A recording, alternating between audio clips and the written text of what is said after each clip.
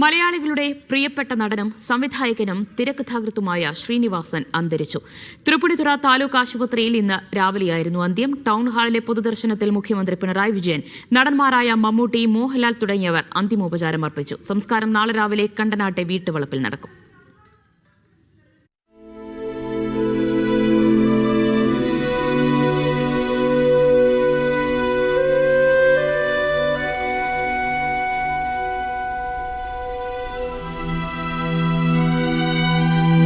ഡയാലിസിസിനായി ഇന്ന് രാവിലെ സ്വകാര്യ ആശുപത്രിയിലേക്ക് പോകും വഴിയാണ് ശ്രീനിവാസന് ദേഹാസ്വാസ്ഥ്യമുണ്ടായത്. ഉടൻ തൃപ്പൂണിത്തുറ താലൂക്ക് ആശുപത്രിയിൽ എത്തിച്ചു.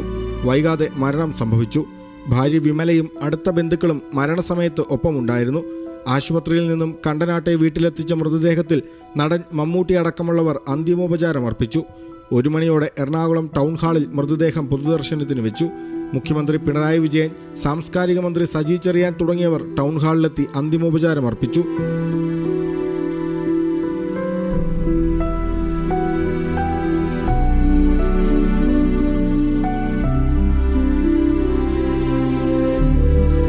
സിനിമാ താരങ്ങളായ മമ്മൂട്ടി, മോഹൻലാൽ, ദിലീപ്, സായ്കുമാർ, ബിന്ദു പണിക്കർ, സംവിധായകന്മാരായ സത്യനന്ദിക്കാട്, ജോഷി, കമൽ, ലാൽ, ഹൈബീഡൻ MP തുടങ്ങി നിരവധി പേർ ടൗൺ ഹാളിലെത്തി.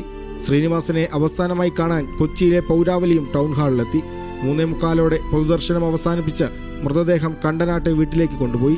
നാളെ രാവിലെ 10 മണിക്ക് കണ്ടനാട്ടെ വീട്ടുവളപ്പിൽ പൂർണ്ണ ഔദ്യോഗിക ബഹുമതികളോടെ മൃതദേഹം സംസ്കരിക്കും. മീഡിയ 1 കൊച്ചി.